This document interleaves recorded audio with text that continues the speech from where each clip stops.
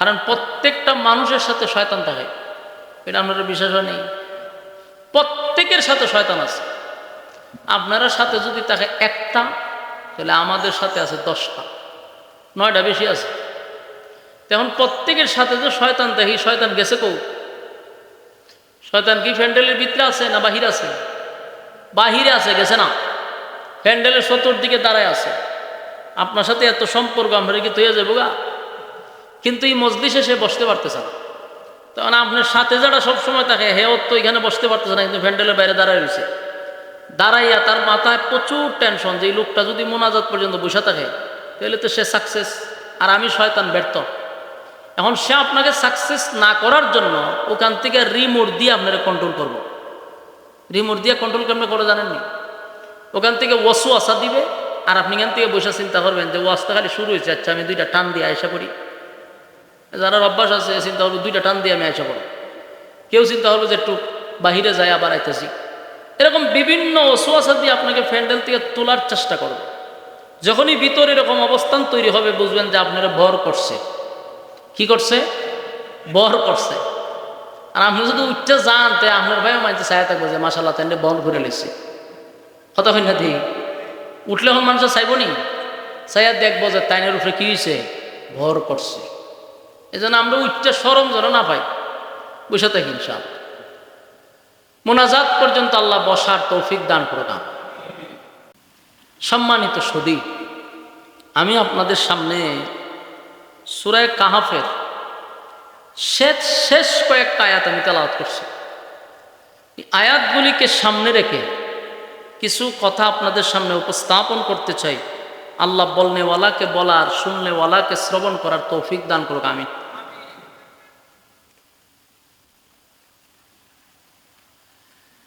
এই আলোচনার মূল কথা হলো, আমরা এখানে যারা বসা, আমি সহ, মাইকের আওয়াজ যতটুক দূরে যাচ্ছে, হিন্দু হোক মুসলিম হোক, সবার একটা টার্গেট হলো যে আমরা সবাই জান্নাতে যেতে চাই। আপনারা আমার সাথে একটু হ্যাঁ না না কইলে আমি ওয়াজটা করুন কেমনে? কত বুঝছেন নি? তো বুঝলে হ্যাঁ কইতেই তো। বলুন সবার আশা আকাঙ্ক্ষা কি? আপনারা কি কেউ জাহান্নামে যেতে চান? একজন হিন্দুরে যদি জিগান তুই মরার পরে কই যেতে, ও স্বর্গে। তার মানে সে নরকে যেতে চায় না। মুসলমান কয় আমি জান্নাতে যেতাম চাই। তাহলে কারোই উদ্দেশ্য না সে জাহান্নামে যেত।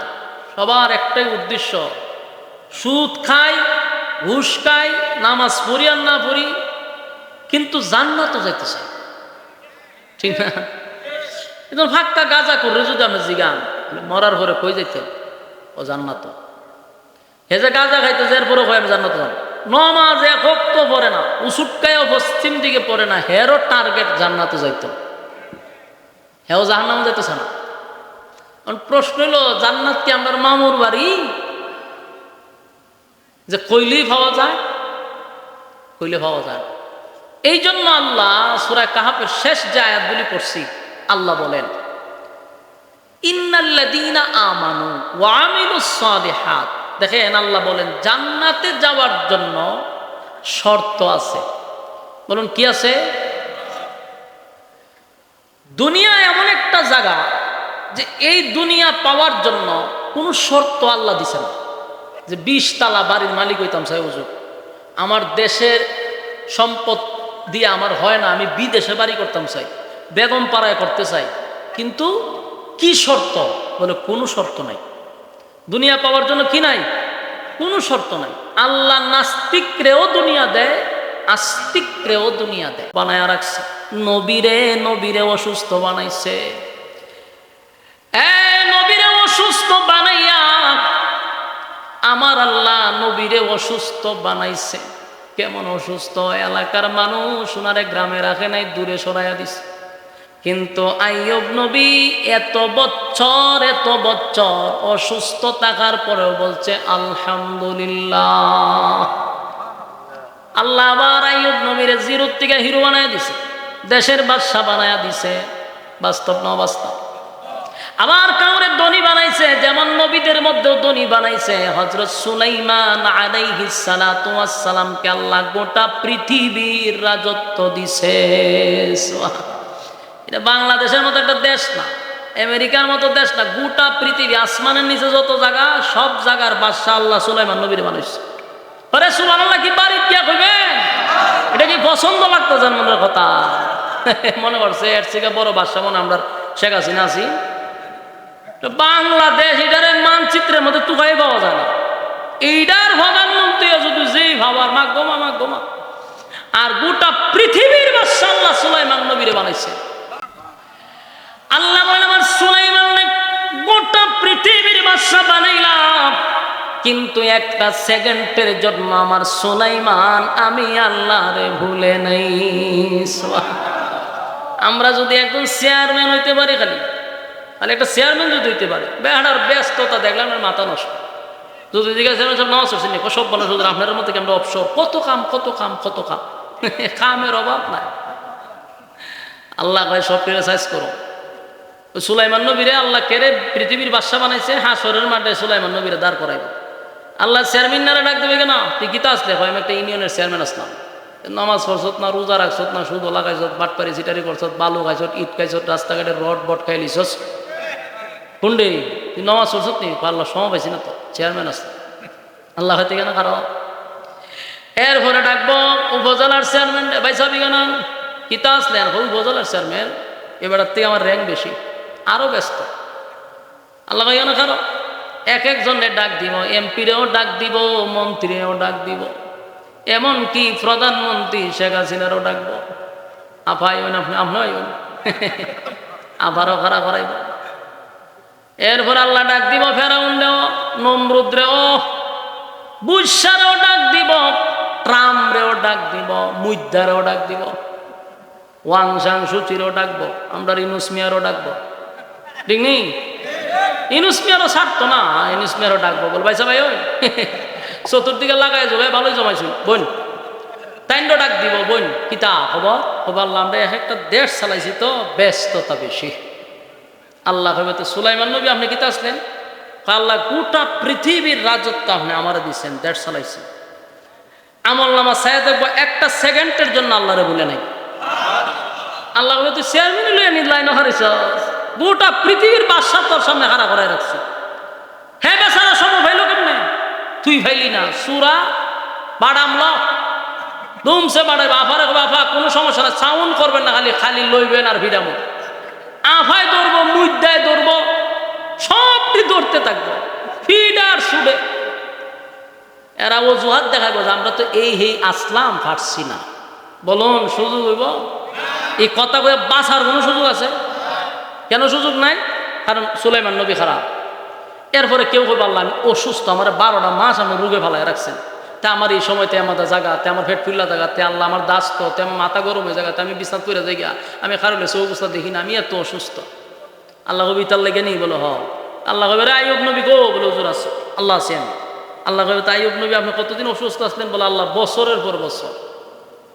আইয়ুব নবীর আল্লাহ ওই রুগীদের সামনে খাড়া করাইবে। হে আইয়ুব নবী যদি এত অসুস্থতার টাকার পরেও আমি আল্লাহকে না বলে, তুই 2 দিন মাথা বেদনা তুই বসে, আমি বলে যদি আমারে ফিটা শুরু হইব নি? কুবা শামসু ইচ্ছা মতে কুবা, জনমের কুবানি কুবা, ফেরেশতারা কুবাইতে কুবাইতে জাহান্নামে নিয়ে ফেলাইব। বলুন বাঁচার সুযোগ আছে নি? আমার যুবক ভাইরা, অজুহাত চলবে না, অজুহাত চলবে না। ইমাম সাহেব বেচারা উজু কইরা দেখে একটা লোক যায়, ডাক দিতে করে সগিরা নি কারো কই যা? হুজুর বাড়ির যাই, নমাজের দি টাইমে যাইও। হুজুর ফ্যান বালানা, ফ্যানটা সমস্যা। হুজুর কাছে সমস্যা নাই, ফ্যানটা সমস্যা হলো অসুবিধা, নামাজ দিব। হুজুর টুপি নাই, টুপিও লাগতো না, আয়ো। হুজুর খাবারটা বেশি বালানা, খাবার ভালো লাগতো না, কোনো আয়ো কতক্ষণ খারিয়া। হুজুর মনটা বেশি বালানা, অতক্ষণ খাবার সুবর দুষ দিয়া লাস্টে কি তা হয় মন বালানা। হুজুর হয় মনও ভালো লাগতো না বেটা, আয়ো কোনো রকম খারি জিজ্ঞা হলো। হুজুর আপনারা নিজেরাই বালানা, ওমা এখন সব দোষ হুজুরের খান্ত দিয়া সালাম আলকি দিয়ে গেছে। চিন্তা করছেন এরকম লোক আসেনি? সব দোষ দিল হুজুরে, যখন হচ্ছে সব ওই পরে হুজুর আপনারই বালানা জায়গা, হুজুরের খান্ত দোষটা দিয়া এবারে দিছে। আমার যুবক ভাইরা, ইমাম সাহেব জিগাইলে কয় হুজুর সম নাই, সম নাই, সম নাই। কিন্তু দেখবেন হে যে হুজুর সম নাই, ঘন্টার পর ঘন্টা বিপিএল দেখে, আইপিএল দেখে, এরপরে ভারত পাকিস্তানের খেলা দেখে। এটা ঘন্টার পর ঘন্টা দেখে, সময়ের অভাব নাই, বাদাম খায় আর দেখে। বাস্তব না বাস্তব? কিন্তু আল্লাহর বেলায় হুজুর সময় নাই। আল্লাহ কয় বান্দা সময়টা তো আমি দিছিলাম, আমার দেওয়ার সময় আমারে দিলি না, দিলি তো পাকিস্তান আর ভারতের খেলারে দিলি, বিপিএল রে দিলি, আইপিএল রে দিলি, ফেসবুক রে দিলি, ইউটিউব রে দিলি, দিলি না শুধু আমি আল্লাহ রে। আল্লাহ কয় কোনো অজুহাত গ্রহণযোগ্য হবে না। কথা কয় আমার যুবক ভাইরা, এই জন্য আপনাদের হাতে পায়ে ধরে বলি, যা কিছু করি কিন্তু ইমানের জায়গায় সবাই অটল থাকতে হবে। আমাদের ইমান যেন চুরি না হয়। আর যখনই আপনি নিজের ইমানদার বলে দাবি করবেন, আল্লাহ বলেন তখনই তোমার পরীক্ষা শুরু হবে। আমিনু কামা আমানান নাস, ইমান আনো তাদের মতো। তারা কারারে? সাহাবায়ে কেরাম। ইমান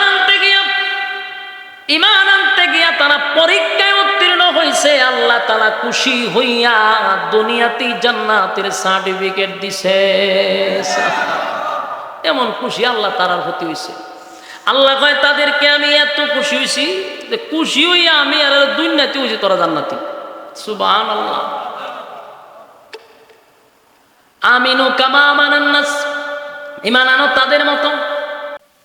এই ইমানের পরীক্ষা আছে রে, ইমানের পরীক্ষা আছে, ইমানের পরীক্ষা আছে। সাহাবায়ে কেরাম ইমানের পরীক্ষা দিতে গিয়া অনেক সাহাবীদের বুকের উপর পাথর রাখছে। তাও কোন জায়গায়? মরুভূমির একেবারে উত্তপ্ত গরম বালুর মধ্যে শোয়া। যেই বালুর মধ্যে যদি আপনি চাল দিয়া দেন, সাথে সাথে এটা মুড়ি হয়ে যাবে। এমন গরম বালুর মধ্যে শুয়াইয়া উপরে পাথর দিয়া রাখছে, আর শুধু বলছে ইমান ছেড়ে দে, বাপদাদার ধর্মের মধ্যে সুনকালি মারিস না। আবু জাহিল্লা বুকে পাড়া দিয়া কয়, বাপদাদার ধর্মের মধ্যে সুনকালি মারিস না, কালেমা ছেড়ে দে, পাথর সরাইয়া দে। ওই সাহাবায়ে কেরামরা পাথরের নিচ থেকে আওয়াজ দিছে, জীবন চলে গেলেও ইমান দিব না। আর আমরার ইমান 5 টাকার কাছে বিক্রি হয়। কয় টাকার কাছে? ওমা এটাকে আমি মিশাও তা বলছি। 5 টাকার কাছে ইমানটা বিক্রি করে দেয়। এই পাবলিকের কাছে ওয়াজ কিতা করবেন, যার কাছে 5 টাকার মূল্য নাই ইমানের। ওই দেখবেন এখন ইলেকশনের সময় আছে না, কথা হয় না দি, ইলেকশনের সময় আছে তখন অন বড় বড় নেতারা আপনারা ভিন্ন সুরতে দেখবেন।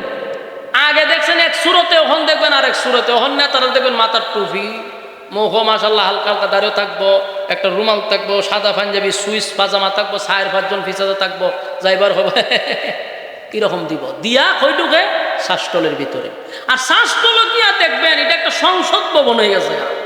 স্পিকার হইলো ওই যে সামনে যে কেশব পোয়া থাকে তাই, আর সব মাননীয় সদস্য এরা বইয়া বইয়া ফাউর উপরে ফাউ তুলে হালে লড়ায়। তে হেক নেতা ঢুকে আসসালাম আলাইকুম, তখন জি সালামের উত্তর দিয়া জিগায় বালা শুনি, আলহামদুলিল্লাহ বালা। কত আপনারা তো চা খাওয়া তো চা মার সবের রং সাথে দুমসে দেখবেন চা দিতেছে। চা খাওয়ার পরে নেতায় কয় বুটটা কারে দিবেন? ও সর্বনা চা দিয়ে আপনি খাওয়াইছো, বুট তো আপনারই দেওয়ান লাগবে। নেতায় খুব খুশি, সালাম আলকি দিয়ে গেছে, নেতার তো কাম আছে। কিন্তু যারা চা খাইছে উঠে না, বৈশা রয়েছে। কারণ কাহিনী আছে তার। কতক্ষণ পরে আরেক নেতা ঢুকছে, ঢুকে সালাম আলকি দিয়া এরা দুধ চা মার রে, সবাই রে সমানে দুধ চা খাওয়াইছে। খাওয়ানোর পরে বুট কারে দিবেন? সর্বনাশ, দুধ চা দিয়ে আপনি খাওয়াইছেন, বুট তো আপনারই দেওয়ান লাগে। এই নেতাও খুশি হয়ে সালাম আলকি দিয়ে গেছে। কিছুক্ষণ পরে আরেক নেতা এসিরা কফি মার, কফি দামি জিনিস খাওয়াইছে, জিগায় বুট কারে দিবেন? সর্বনাশ, কফি খাওয়াইছেন আপনি, বুট কি আর অন্য কাউরে দেওয়ান যায়? বুট তো আপনারই দিতেই। বলুন তো দেখি বুট কয়টা? হ্যাঁ জোরে কথা কই, দিছে কয়জন রে? নেতার লগে বাটপারি হলো না, তোর ইমানের সাথে বাটপারি করলি, ইমান শেষ। ইমান তো শেষ। 5 টাকার কাছে তো ইমান বিক্রি করলি, বুট একটা দিছ 3 জনকে। বাস্তব না বাস্তব? আর আমাদের বাংলাদেশের উন্নতিটা কেমনই তো আমার পঞ্চায়েত। যারা নেতা হয় এরা তো সুর আগে না, সুর তো জনগণ।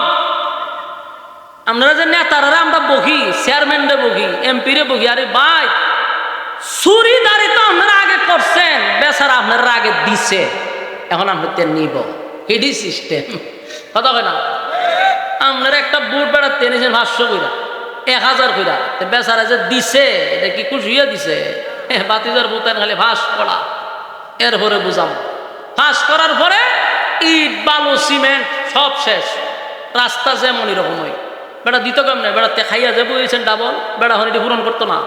কথা কান যুবক ভাই, 5 টাকার সার কাছে গ্রামের মানুষ ইমান বিক্রি করে। সাবধান সাবধান, যদি আপনি মনে করতেছেন এটা ইমান না, এটা ইমান। কারণ ওয়াদা দিলেন এক নেতারে, বুট দিলেন আরেকজনকে, খাইলেন বেচারার খাত্রিকা, দিলেন আরেকজনকে, গাদ্দারি তো আপনি করছেন। আনের ইমান আসেনি। নমাজ তো আসক থেকে পড়ে, এইখানে যদি কপালো দাগ পালাই দিচ্ছেন খালা, ইমান নাই, মানে অ্যাকাউন্টই নাই। সে যে নমাজ পড়তেছে এই মুনাফা যাইব কৌ? ইমান নাই মানে অ্যাকাউন্ট নাই। এখন নামাজ যা পড়তেছে এটা কই ঢুকবো? অ্যাকাউন্ট নাই তো। আমার যুবক ভাইরা, ইমান এমন একটা জিনিস, সাবধান সাবধান। আমরা 5 টাকার কাছে ইমান বিক্রি করে দিই, আর সাহাবায়ে কেরাম পাথরের নিচে তাইকা কয় জীবন চলে যেতে পারে রে, কিন্তু ইমান দিতে পারি না। খুবাই হযরত খাব্বাব রাদিয়াল্লাহু তাআলা আনহুকে এমন ভাবে নির্যাতন করছে আবু জাহিল্লারা, কই ইমান ছেড়ে দে, মুহাম্মাদের কাছে গিয়া কালেমা পড়ছস, আমাদের বাপ দাদার ধর্মের মধ্যে শুন কালিমা পড়ছস। তারে জ্বলন্ত কয়লার মধ্যে শোয়া দিছে। জ্বলন্ত কয়লা বুঝেননি? জ্বলন্ত কয়লার মধ্যে শোয়া দিছে, কিন্তু খাব্বাব রাদিয়াল্লাহু তাআলা আনহুর চামড়া খসে খসে খসে আগুনের মধ্যে পড়তেছিল। একবারের জন্য কালেমা ছাড়ে নাই। বিলালকে জিহ্বাটা বাহির করে পেরাক মাইরা দিছে আল্লাহ বলার অপরাধে। আল্লাহ আল্লাহ বলার অপরাধে জিহ্বাটা টান দিয়া বাহির করে পেরাক মারছে। বিলাল একবারের জন্য আহাত শব্দ বন্ধ করে নাই। এই জন্য আল্লাহ বলেন আমিনু কামা আমানান নাস, তোমরা ঈমান আনো তাদের মতো যারা ঈমান আনছে। তারা কারা রে? সাহাবায়ে কেরাম। আমাদেরকে দেখায়া গেছে ঈমানের জন্য জীবন দিব, ঈমান দিব না। আমার যুবক ভাইরা, ইসলামের যিনি প্রথম মহিলাদের মধ্যে শাহাদাত বরণ করছেন, নামটা কি দেখছেন? 1-2 জনে কইতে পারছে, বাকি ফুলা ভাই একটাও কইতে পারছে না। যদি ওখান জিগাইতেন ইন্ডিয়ার সেরা নায়িকার নাম কিতা, হে হারিয়া হয়তো কয়জনের কইতাম, খালি সিরিয়াল নাম্বারটা পড়ে এডি মগস্ত। কিন্তু ইসলামের প্রথম শাহাদাত বরণকারী নারীর নাম জানে না? হযরত সুমাইয়া রাদিয়াল্লাহু তাআলা আনহা ইসলামের প্রথম শাহাদাত বরণ করছে মহিলাদের মধ্যে। ইসলামের প্রথম কালেমা কে পড়ছে? তারা আহা আম্মাজান খাদিজাতুল কুবরা রাদিয়াল্লাহু তাআলা আনহা, নবীজির স্ত্রী, প্রথম কালেমা গ্রহণ করছে। এগুলো আমাদের জানা দরকার। মুসলমানের ছাউ হিসাবে, মুসলমানের বাচ্চা হিসাবে আমাদের জানা দরকার। আম্মাজান খাদিজা প্রথম কালেমা পড়ল, তার মানে প্রথম ইসলাম গ্রহণ করছে একজন মহিলা, প্রথম শাহাদাত বরণ করছে একজন মহিলা। সুবহানাল্লাহ। আমার যুবক ভাইরা, সুমাইয়া রাদিয়াল্লাহু তাআলা আনহা কালেমা পড়ছে। শুধু একা নয়, তার সন্তান আম্মার রাদিয়াল্লাহু তাআলা আনহু উনিও কালেমা পড়ছে। দুজন কালেমা পড়ল, কিন্তু আম্মার কালেমা পড়ছে। সুমাইয়া মহিলাদেরকে দিনের বেলায় কালেমার দাওয়াত দেয়। আবু জাহেলের কান পর্যন্ত পৌঁছে গেল। আবু জাহেলের কাছে গিয়া বলছে, নেতা সুমাইয়া কালেমা পড়ছে তো পড়ছে, কিন্তু আবার লুকাইয়া লুকাইয়া ইসলাম প্রচার করে মহিলাদের কাছে। আবু জাহিল্লার মেজাজটা গেছে গরম হইয়া, হয় সুমাইয়ারে আর সুমাইয়ার ছেলেরে দইরা আমার কাছে নিয়ে আয়। আবু জাহেলের সাঙ্গ পাঙ্গরা তারা দৌড়াইয়া সুমাইয়ার বাড়িতে গেল। সুমাইয়ারে ঘর থেকে হেসরাইয়া ধইরা নিয়ে আসছে। আম্মার কেউ নিয়ে আসছে সুমাইয়ার সন্তানকে। আইনা দুইটা এইভাবে, দুইটা গাছের সঙ্গে, দুটা গাছ এইভাবে, এই গাছে বাঁধছে ছেলেরে, এই গাছে বাঁধছে সুমাইয়ারে, বরাবর রাখছে দুজনকে গাছের সঙ্গে বাইদা। এবার আবু জাহেল বলে, সুমাইয়া আব্দুল্লাহর পুত্র মুহাম্মদের কালেমা পড়ছস, বাপ দাদার ধর্মের মধ্যে সুন কালিমা মারছস। আবার সেই কালেমা প্রচার করার জন্য গোপনে গোপনে মহিলাদের কাছে দাওয়াত দাও। সুমাইয়া রে, আজকে একটা সিদ্ধান্ত নিতে হবে, হয় কালেমা ছাড়বি না হয় জীবন দিবি। আমার হুম্মার ভাইয়েরা, আপনাদের কাছে আমার একটা কথা হলো, মনোযোগ দিয়ে শুনবেন। ইমানের পরীক্ষা সাহাবায়ে কেরাম কিভাবে দিল, আর আমাদের ইমান কিভাবে চলে যায়। এই 5 টাকার সার কাছে, রং সার কাছে ইমান বিক্রি করি, আর সাহাবায়ে কেরাম জীবন দিয়া দিছে কিন্তু ইমান দেয় নাই গো। এর মধ্যে প্রথম জিনিস, শাহাদাত বরণ করছে একজন মহিলা। আমার যুবক ভাইয়েরা, আবু জাহেল কত নিকৃষ্ট, কত নিকৃষ্ট, কত জাহেল, এই জন্য এর নাম আবু জাহিল্লা। এর মতো জাহেল কেউ নাই। এই জাহেল করলো কি, তার সাঙ্গ পাঙ্গ দিয়া সুমাইয়ার গাছের সঙ্গে বেঁধে দিল, তার ছেলেটারে কিভাবে বরাবর রাখছে। দুজন রে বাইদা আবু জাহিল্লা মাইস কেন কয়, সুমাইয়া রে কালেমা ছাড়বি না। আম্মার রাদিয়াল্লাহু তাআলা সুমাইয়ার ছেলের কাছে গিয়া কয়, আম্মা কালিমা ছেড়ে দে, না হয় পরিস্থিতি ভয়াবহ হবে। দুজনেই কালেমা ছাড়ে না। এবার আবু জাহিল্লা করলো কি, আম্মার রাদিয়াল্লাহু তাআলার কাছে গিয়া কয়, যদি কালেমা না ছাড়স তাহলে সন্তানের সামনে মারে উলঙ্গ করে দিব। আপনার এলাকাত কি নাউজুবিল্লাহ আছে? আমার যুবক ভাইরা, কত বড় জাহেল, সন্তানের কাছে গিয়া কয়, কালেমা যদি না ছাড়স বলে তোর মাকে আমি তোর সামনে উলঙ্গ করব। এই কথা বলার সাথে সাথে যে কোনো সন্তান নরম হয়ে যাওয়ার কথা। আম্মারের চেহারাটা মলিন হয়ে গেছে গো, কিন্তু ওই দিকে সুমাইয়া রাদিয়াল্লাহু তাআলা বলে, আমার কলিজার সন্তান শুন, ভালো করে শুন, আমি এমন সন্তান জন্ম দেই নাই যেই সন্তান একজন কাফেরের কাছে তার ঈমান ছেড়ে দিবে। সুবহানাল্লাহ, আল্লাহু আকবার বলে। এমন মা, যেমন মা তার তেমন সন্তান। আল্লাহু আকবার। মা সন্তানকে নসিহত করতেছে, বাবা সাবধান, একটা বেঈমানের সামনে তোর ঈমান নষ্ট করবি না। আমার যা হবার তা হবে, কিন্তু ঈমান ছাড়া যাবে না। জীবন গেলে জীবন পাওয়া যাবে গো, জীবন গেলে জীবন পাওয়া যাবে রে।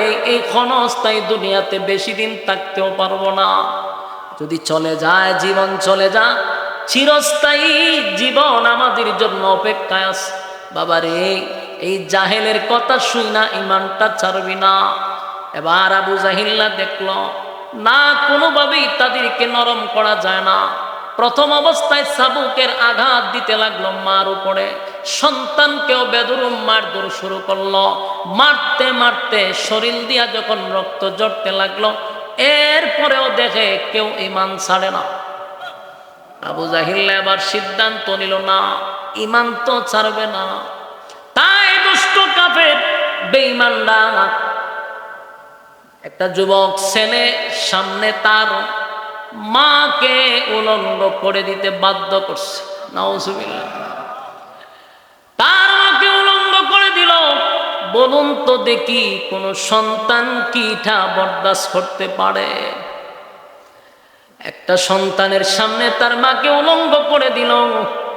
আম্মার রাদিয়াল্লাহু তাআলা আনহু আসমানের দিকে তাকাইয়া চোখের পানে গুলো ছেড়ে দিয়া কান্দে আর বলে, মালিক, এমন দৃশ্য দেখানোর আগে মাটিটা কেন তুমি সরায়া দাও না?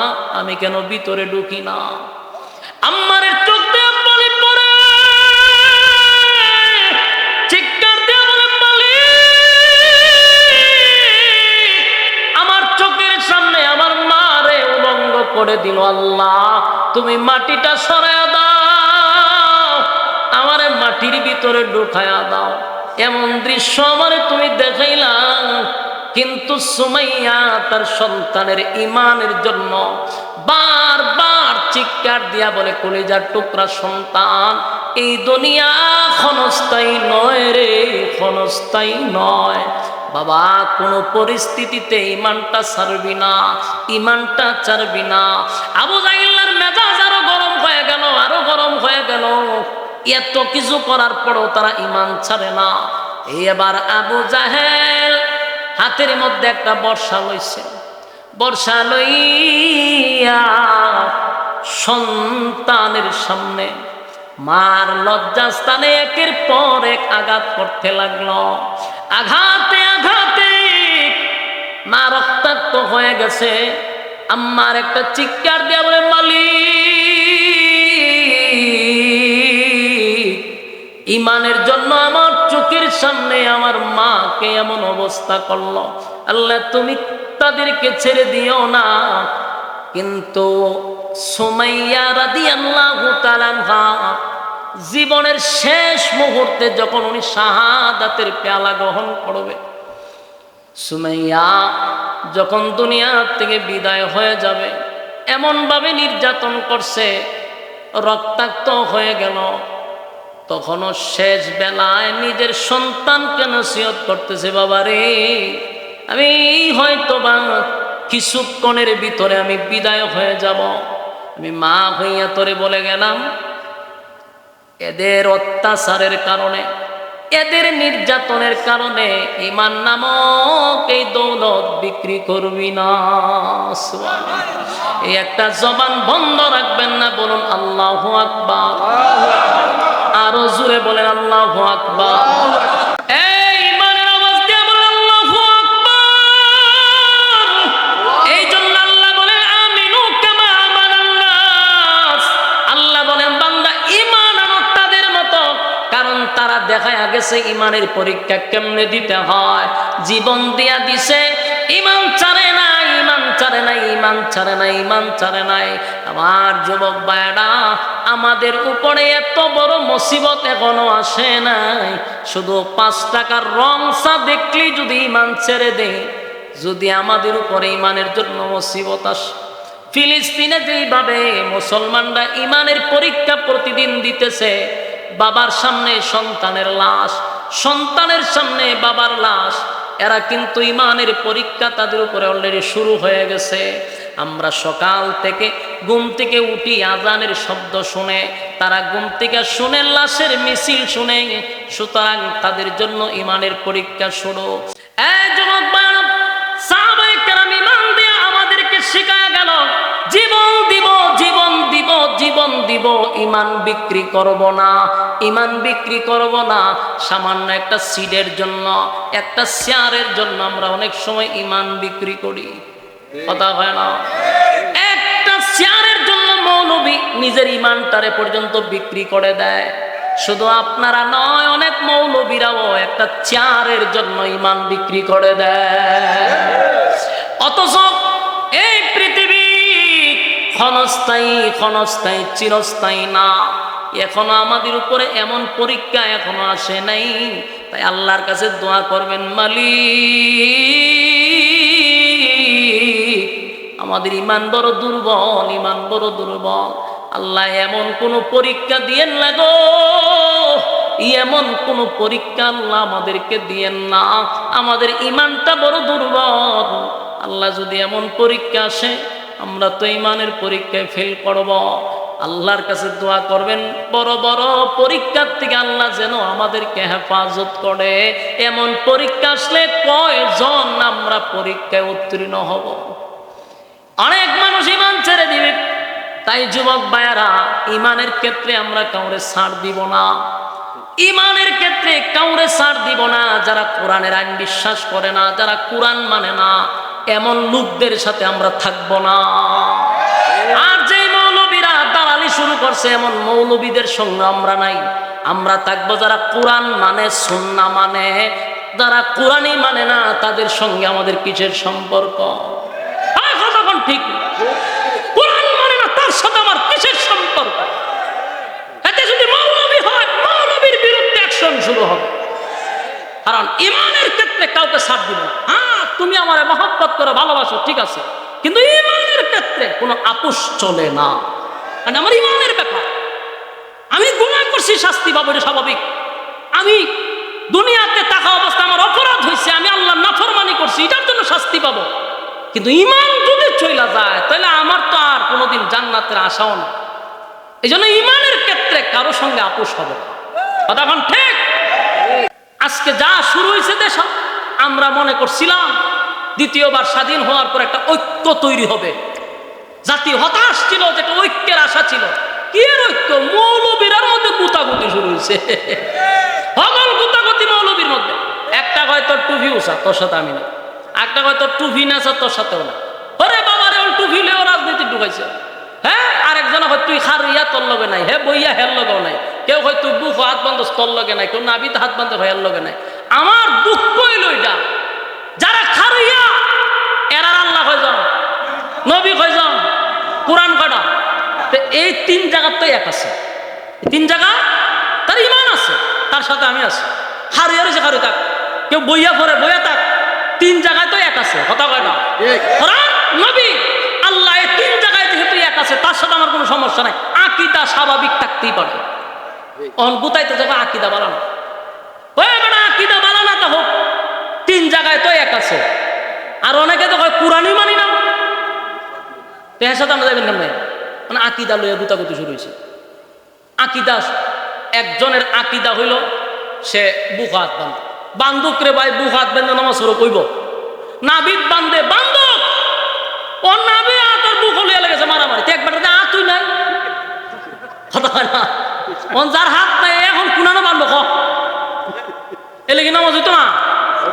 আমি তো বিভিন্ন দেশে গেছি, আমি নিজে দেখছি, কত জায়গা দেখছি হাত বান্ধেই না, এমনি খারিতে ও এইটি বলো নামাজ। আচ্ছা, এইরকম যদি মুসলিম বাংলাদেশ হইতো, মসজিদ বাইরে মাইরাই হসপিটাল ভাড়া দিত, তো জিগাই তো যে মাথাও তো ফাটছে কেন, নিয়ত বানছেন এলে মাথা ভাড়া দিচ্ছে। কিন্তু বাহিরের দেশে গিয়ে দেখছি কেউ হাত ছেড়ে নামাজ পড়তেছে, কেউ শার্ট প্যান্ট ভিন্দা পড়তেছে, কেউ পাঞ্জাবি ভিন্দা পড়তেছে। ভাই, যার যেমন মন চায় সে দাঁড়াইছে, আল্লাহরই তো সেজদা দিতেছে নাকি? এরা পড়তে দেন না? ওরে বাবা রে বাবা, কেরে হাত বাড়লো না রে, ভিড়া ভিড়ি করে মসজিদের মধ্যে দুই ভাগ। এই ভাগ হয়েছে এরকম, আমরা বুক হাত দৌড় না আলাদা মসজিদ, নাবিদ হাত দৌড় না মসজিদ আলাদা, ভাগ হয়ে গেছে, ভাগ হয়ে গেছে। এটা না হলে বাংলাদেশ, যে দেশ অত গুতাগুতি, এই দেশের মানুষের অবস্থা তিরমর কথা। কথা কই না দি লক্ষণ আমরা বেশি ভালো না। কথা বুঝতেছে? সারাটা জীবন আমরা মৌলবীরা টিস্যু ইয়া রইছি, যে কোনো দলে আসুক আমরা ব্যবহার করছে টিস্যুর মতো। বাস আমরা টিস্যু হিসাবে ব্যবহার করে, ক্ষমতা গিয়ে হুজুর দূরে যান, হুজুর লাগাই দে মৌলবাদী নামের আগে দিয়া। তো ভাই সাহ, আরা জীবন কি মানুষের ফাঁস আটবেন? নিজে একটা প্ল্যাটফর্মে আসার দরকার না? আপনি টুফি খান, উষা খান, নেশা খে, হাত উপরে খান, নিচে ইত্যাদি যদি তালাশ করেন, জীবনে ঐক্য হইব? কথা কই না? মানে ঐক্যের আশা করেন কার কাছে? ফাইজলামি সারেন, ঐক্য হন। ঐক্যের কারণে ইসলামের স্বার্থে যার যার আকীদা তার কাছে, দিন ইসলাম সবার কাছে। কথা কয় না? ঐক্য ছাড়া বিকল্প রাস্তা নাই। আবার আমাদের আয়না করে ঢুকানো হবে, আবার আমাদেরকে রিমান্ডে দেওয়া হবে, আবার আমাদেরকে ঘুম করা হবে। যদি না মৌলবীরা এক না হইতে পারো, তোমাদের কপালে শনি আছে। আমার কথাগুলি রেকর্ড আছে, লেখা রাখেন। যদি ঐক্য না হয়, আবারও সেই আয়নাঘর আমাদের জন্য তৈরি করা হবে। রাজনীতিতে আমাদেরকে বলির পাশা বানানো হয়। এই দেশে টিকে থাকার জন্য মৌলবীদেরকে জঙ্গি বলে বহির্বিশ্বে বোঝানো হয় আমরা জঙ্গি দমনে আছি। আমাদেরকে বানায় জঙ্গি, আর এরা কয় আমরা এদেরকে দমন করার লেগে আছি। 16 বছর এইভাবেই থাকছে। আমার কথা কি বুঝেন আপনারা? 16 বছর কি কার্ড দেয়া থাকছে? জঙ্গি কার্ড দেখায়া। যখনই সরাইতে চায় জঙ্গি সরাই, তখন এই লোক তো টাকার দরকার। আবারও আমাদেরকে একই সিস্টেমে পাঠার বলি শুরু করবে। তো মৌলবী আসনা বুক আর নাবি তার দিবার লেগা কোনো জায়গাতে আদমান বলে দিত না। এই ঐক্য যতদিন না হবে, আমাদের কপালও বহুত মুসিবত আছে। আমার যুবক ভাইরা, এই পৃথিবী এমন একটা জায়গার মধ্যে আমরা পড়ছি, চতুর্দিকে ফিতনা, যাবেন কই? আল্লাহর নবী বলছিল এমন একটা জামান আসবে, ইমান রাখা এতটা কষ্ট, জ্বলন্ত কয়লা হাতে রাখলে যেরকম কষ্ট হয়, এটা হলো এই জামানা, এটা হলো এই জামানা। এখন ইমান ধরে রাখা বড় কঠিন, বড় কঠিন। কেমনে বুঝবেন যে বেচারা ভালো না মন্দ? 5 ওয়াক্ত নামাজ পড়ে মসজিদ, ভালো দাগ ফলাই দিছে, দাড়ি 22 লম্বা, হাজি সাহেব তসবিহ তো দেখবেন টেকা লাগাই রাখছে গ্রামে।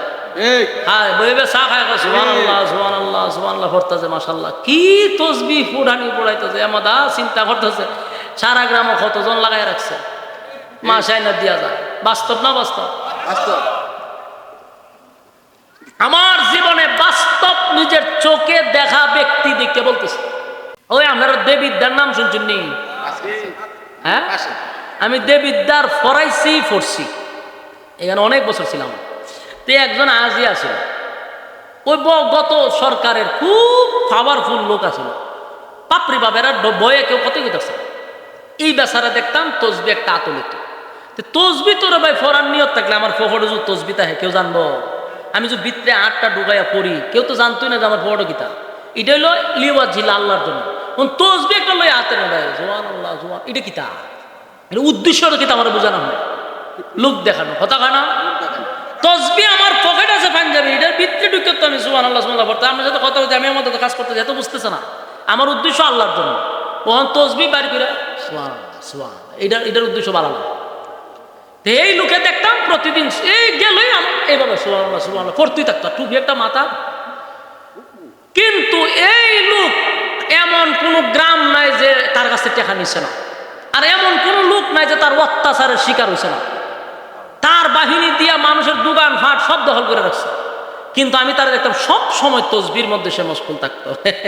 তো একদিন আমার আবার খুব মহব্বত করতো, কেড়ে করতো, এটার একটা কারণ হলো আমি তখন ছোটোখাটো বক্তা, গ্রামের প্রতিটা অলিতে গলিতে আমি বয়ান করতাম। যারা দেখবেন একটু নেতা টাইপের, এরা গ্রামের যতটা মাহফিল হয় এরা নাম দেওয়ান লাগে, না নাম দিলে মাহফিল করতে দেন। আগে 16 বছরের কথা বলতেছি, এই এলাকার বড় নেতা না, অনেক নাম না দিলে মাহফিল করতে দেন, ডরায়া মানুষের নাম দেয়। তো হ্যাঁ গিয়া ওই সেপ্টেম্বর জানে বই থাকতো। তা আমি তো যত অনেক বক্তা আমার দেখতো, তা আমি একটু নাম টাম হইতাম, তো এলে আমার একটু বালা রাখতো না, এই উজুর দরকার আছে। আমি তো বিপদ বইয়ের প্রশংসা করতাম, না আমার চাকরি থাকতো না। তা আমার ওখানে উজুর আপনি থাকতেইব, আমার খুব মহব্বত করতো। তা আমিও দাদা দাদা থাকতাম, কিন্তু হেরে বয়ে কেউ কাছে তো একদিন গিয়ে দেখি এক দোকানও বইছে, বইয়া আসর নামাজ পড়ছে আমার সাথে, বইরা গেছে দোকানও গিয়া সুবহানাল্লাহ সুবহানাল্লাহ রে চা দে সুবহানাল্লাহ, চিনি ছাড়া দিস সুবহানাল্লাহ সুবহানাল্লাহ, টিভিটা ছাড় সুবহানাল্লাহ সুবহানাল্লাহ, বেচান দেশের খবর কিতা সুবহানাল্লাহ সুবহানাল্লাহ, আর তোর দোকানের অবস্থা কিতা সুবহানাল্লাহ সুবহানাল্লাহ, বেচা কিনা হয় না এখন সুবহানাল্লাহ, গত মাসে দান ছিলেটা দিছত নি সুবহানাল্লাহ সুবহানাল্লাহ, আবার আইবে টেকার লাগে ভিড়ার শুরু করে দিব সুবহানাল্লাহ, আগেরটা ক্লিয়ার করি সুবহানাল্লাহ সুবহানাল্লাহ সুবহানাল্লাহ, আর তোর ভাইও কিন্তু বড়টাই নিছিস সুবহানাল্লাহ সুবহানাল্লাহ, কিন্তু গত মাসে এটা ক্লিয়ার করছে না সুবহানাল্লাহ সুবহানাল্লাহ। 100 ওই তসবির মাথা থেকে ডান্ডা থাকে, এটা দিয়ে গেছে আমার 100 গেছে। আমি তারে খানা না, আমার দোকানদার ইশারেতে যাবো, কারবারটা দেখুন। তে আরেকবার যখন শুরু করছে, আমি তসবির গানা ধরে রাখছি, ধরছি বলে এটা আমি কইতে কেউ ধরছি, আমি না বুঝে আপনি যে কথা কইতেছি কেন খারাপ করে রাখুন, মানে কথাও তো শুদ্ধ দিয়ে 100 গেছিল। হ্যাঁ, আমার সাথে আর মারছেন। এই লোকটা আমি দেখতাম প্রায় সময় তসবি তুলে রাখতো, পরে তার স্কুরি শূন্য আমি মাথা তার দলাইছি, সারা গ্রাম তার টেকা লাগাই, আর অত্যাচারে মানুষ, এলাকার মানুষ অতুষ্ট। যখন সরকার খালি হেলিকপ্টার উঠছে, তার বাড়িঘর সব কিনে নিয়েছে। ও মানে বাইরে মানুষের যত কি মানে ভিতরে যত জ্বালা আছে সব মিটাই আছে, বাতিজা টাতিজা যত দোকান আছে সব করে হোমানে গিয়ে ফিরানো শুরু করছে। তো বাইক গেছে, হয়ে গেছে, সম্পত্তি ভালো আছে। এটা দিয়ে কি মেসেজ দিল? দুনিয়ার রাজত্ব বেশি দিন না, আজকে হিরো কালকে জিরো বানাইতে আল্লাহ সময় লাগে না। এটাই আল্লাহ বারবার বুঝাইতেছে, সাবধান, চেয়ারে আমি বসাইছি, আমি তোরে চেয়ারে বসাইছি, যদি চেয়ারের ক্ষমতা পাইয়া অপব্যবহার করস, চেয়ার থেকে জুতা দা ফিরে এলামাইতে আমি আল্লাহর সময় লাগে না। আল্লাহ মানুষকে ইজ্জত আর সম্মান দিয়া চেয়ারে বসায়, বসার পরে যদি মানুষের উপরে জুলুম করো আর অপব্যবহার করো, আল্লাহ ভাই বসাইছি না সম্মান দিয়া, জুতা দা লামামা লামাইছি না জুতা দিয়া। এখান থেকে অনেকের শিক্ষা গ্রহণ করা দরকার। আমরা এতে শিখবো, আমরা যেন মানুষের উপরে জুলুম না করি। মানুষ বিগড়ায় গেলে গা চেয়ার তাকে না, কথা কয় না, মানুষ বিগড়ে গেলে চেয়ার তাকেনি। আমার জমাক বায়ানত সাবধান, হিরোর থেকে জিরো বানাইতে পারে কে? আর জিরোর থেকে হিরো আল্লাহ বানাইতে পারে। আল্লাহ বলেন সকাল বেলার ধনী ফকির সন্ধ্যাবেলা, নদীর এপার ভাঙে অপার গড়ে, এই তো নদীর খেলা। সকাল বেলার ধনী রে তুই ফকির সন্ধ্যাবেলা। আমার যুবক ভাইরা, আল্লাহ কয় বান্দা ইজ্জত আর সম্মান আমি দিছি, এমন কাজ করবি না এই ইজ্জত আর সম্মান যেন আমার সিনায়া না নেওয়া লাগে।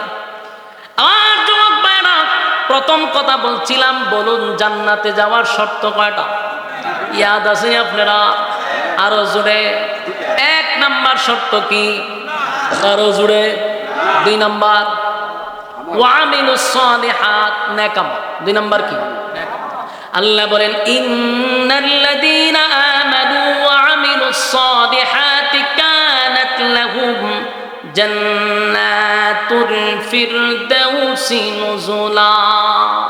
আল্লাহ রাব্বুল আলামিন বলেন নিশ্চয় আমি ওয়াদা দিলাম যারা ঈমান আনলো নেক আমল করলো আমি আল্লাহ তাদেরকে জান্নাতুল ফিরদাউসের মেহমান বানায়া দিব। এই লড়াছড়া করে কেন রে? আর 5-10 মিনিটের লেগে লড়তে দেখেন আমার কি টাকা লাগছে না? আমরা এখন আরো হতে ওয়াজ করতাম, ওয়াজ শেষ খালি হন মোনাজাতের বাকিতে আপনারা দুমার তজুল করে 5 মিনিটে আয়াত দিয়ে শুরু করছি, শেষ করতাম না? বল লড়াছড়া নাই, লড়াছড়া নাই, একটু সময় বসেন। আল্লাহ কি কয়? নিশ্চয়ই তোমরা ঈমান আনো নেক আমল করো। কোথায় দিব? ওই আয়াত। আল্লাহ বলেন ইন্নাল্লাযীনা আমানু ওয়া আমিলুস সালিহাতি কানাত লাহুম জান্নাতুল ফিরদাউসি নুজুলা। তোমরা যদি ঈমান আনো নেক আমল করো, ওয়াদা দিলাম আমি আল্লাহ জান্নাতুল ফিরদাউসের মেহমান বানায়া দিব।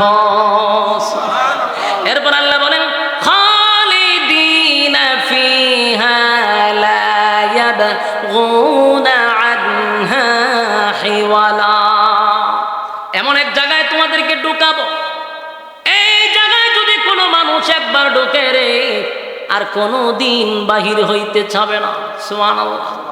আমি আল্লাহ এত নিয়ামত দিব, এত নিয়ামত দিব, এত নিয়ামত দিব, তুই কি চাস বান্দা বল? গাড়ি চাস, বাড়ি চাস, নারী চাস, অট্টালিকা চাস?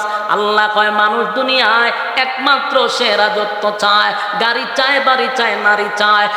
মানুষের যে আশঙ্কা দুনিয়ায় থাকে, আল্লাহ কয় যদি তোরা ঈমান আর আমল লইয়া জান্নাতের ভিতরে ঢুকস, ওয়াদা দিলাম খালিদিনা ফিহা লা ইয়াবগুনা আনহা হিওয়ালা। এমন একটা জান্নাতের ভিতরে ঢুকাবো আর কোনদিন জান্নাতীরা জান্নাত থেকে বাহির হইতে চাইবে না। কারণ সর্বনিম্ন একটা জান্নাতীকে আমার আল্লাহ এই পৃথিবীর 10টা পৃথিবীর সমান জান্নাত দিবে। একেবারে সর্বনিম্ন জান্নাতীকে আমার আল্লাহ কমপক্ষে 72টা বউ দিবে। ও সুবহানাল্লাহ। কয়টা বউ? 72টা বউ দিবে আর 10টা পৃথিবীর সমান রাজত্ব দিবে। এত এত নিয়ামত পাওয়ার পরে বলুন তো দেখি আপনারা কি বাইরে হইতে চাইব? যেই জান্নাতের ভিতরে মরণ নাই, যেই জান্নাতের ভিতরে অসুস্থতা নাই। এই মাদ্রাসার কথা গুড়াগাড়া ভোলা বানাই না বয় আটকাইডির একসাথে তুলে লয়ে যায়। এটি তো ভাই আসার কথা কে বলছে আর নেওয়ার কথা কে বলছে? পুরা পরিবেশ তারা ধ্বংস করে দেয়। দুরূদ শরীফ পড়েন আল্লাহুম্মা সাল্লি আলা মুহাম্মাদিন ওয়া আলা আলি মুহাম্মাদ কামা সাল্লাইতা আলা ইব্রাহিম ওয়া আলা আলি ইব্রাহিম ইন্নাকা হামিদুম মাজিদ। এই মাহফিল প্রত্যেক বছর হইতো কারা কারা হাত তোলে? সাপোর্ট দিয়েছেন কারা হাত তোলে? এটা কি অন্তর থেকে তুলছেন না এমনি ফরমালিটি? আরো কথা কয় না, অন্তর থেকে বলেন প্রত্যেক বছর এই মাহফিলটা হইতো।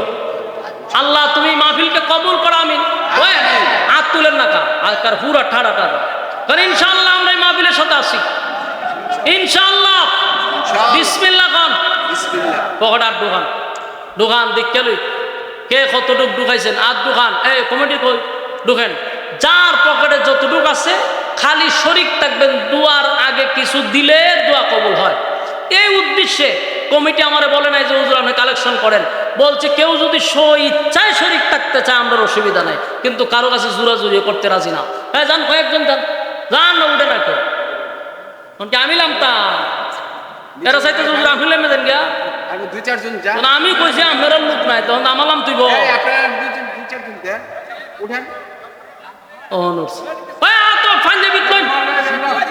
লয়া ডাইরেক্ট স্টেজ হইবেন, তুমি হইব স্টেজ হইলে চলবো। আর কেউ যদি 1000 করে লেখাইতে দেন, বলো জোর মাহফিলটা তো বালা কাজ, সোয়াবের কাজ, এই সোয়াবের কাজের মধ্যে আমিও শরীক হতে চাই। 1000 সালম ভাই এক বছর, সালম ভাই কে? সালম ভাই এক বছর। রব্বুল আলামিন আল্লাহ, গভীর রাত হয়ে গেছে, নজুলে রহমতের দ্বার প্রান্তে দাঁড়ায় আছে। আল্লাহ আপনার কুদরতি নজর দিয়ে একটু তাকান, কত সাদা সাদা দাড়িওয়ালা মুরব্বীরা হাত বাড়াইছে। আল্লাহ কত ছোট ছোট মাসুম বাচ্চারা হাত বাড়াইছে, কত নৌজওয়ান ভাইয়েরা হাত বাড়াইছে, পর্দার আড়ালে আমার মা বোনেরা হাত বাড়াইছে, কত হাজী সাহেবরা হাত বাড়াইছে। আল্লাহ বিশেষ করে জাতির শ্রেষ্ঠ সন্তান হযরত উলামায়ে কেরাম হাত বাড়াইছে। আমি গুনাহগার, নাগান্দা, নাফরমান, নালায়েক, অযোগ্য আল্লাহ মুসাফির হালতে হাত বাড়াইছি। আল্লাহ আপনি বলছেন মুসাফিরের দোয়া কবুল, তাই মুসাফির হালতে হাত বাড়াইছি। আল্লাহ আমরা জীবনের সমস্ত গুনার উপরে লজ্জিত, জীবনের সগীরা কবিরা, ইচ্ছা অনিচ্ছা, দেখাইয়া না দেখাইয়া, অঙ্গ প্রত্যঙ্গর দ্বারা যত গুনাহ করছি, মেহেরবানি করে জিন্দেগির সব গুনাহ মাফ করে দেন। বাকি জিন্দেগি যতদিন বাঁচায়া রাখবেন, ইহদিনাস সিরাতাল মুস্তাকিম, আল্লাহ সঠিক সরল রাস্তার উপরে জীবনটাকে পরিচালনা করার তৌফিক দেন। আল্লাহ বাকি জীবনে শয়তানের ওয়াসওয়াসা থেকে আমাদেরকে আপনি হেফাজত করেন। আল্লাহ শয়তানের বিভিন্ন চক্রান্ত থেকে হেফাজত করেন। আল্লাহ মানুষের দুশ্মনির থেকে হেফাজত করেন। আল্লাহ মানুষের চক্রান্ত থেকে হেফাজত করেন, জিন শয়তান থেকে হেফাজত করেন, মানুষ শয়তান থেকে আপনি হেফাজত করেন। আল্লাহ দুনিয়ার সমস্ত ফিতনা ফাসাদ থেকে আপনি আমাদেরকে হেফাজত করেন। আল্লাহ তামাম জিন্দেগির গুনার বোঝা লইয়া নুজুলে রহমতের দিন জুমার রাত্রি, আল্লাহ দোয়া কবুলের রাত্রি, এই রাত্রিতে আপনার মহব্বতের বান্দাদেরকে নিয়ে হাতটা বাড়াইছে। আল্লাহ আজকের এই দিনে আমাদেরকে যদি আপনি মাফ করে দেন, কেউ আপনাকে জিজ্ঞাসা করবে না, কারো কাছে আপনার কৈফিয়ত লাগবে না, কিন্তু আমাদেরকে যদি মাফ না করেন আল্লাহ আপনার তো ক্ষতিও হবে না, আপনার কোনো লাভও হবে না। আল্লাহ মেহেরবানি করে আপনার গোলাম হিসাবে অন্যায় করছি, অপরাধ করছি, জিন্দেগির গুনাহ আপনি মাফ করে দেন। আপনার বান্দাগুলি ঘন্টার পর ঘন্টা প্রচন্ড গরমের মধ্যে আল্লাহ নরমাল বিছানাতে বসে বসে কোরআনের কথাগুলি মৌমাছির মতো বসে এক ধ্যানে কথাগুলি শ্রবণ করছে। একটা লোক উঠে নাই, বড় মনোযোগ দিয়া কথাগুলি শ্রবণ করছিল। আল্লাহ যেই কথাগুলি বলনেওয়ালা বলছে, শুননেওয়ালা শুনছে, আল্লাহ উভয়কে আপনি আমল করার তৌফিক দেন। কথা বলতে গিয়ে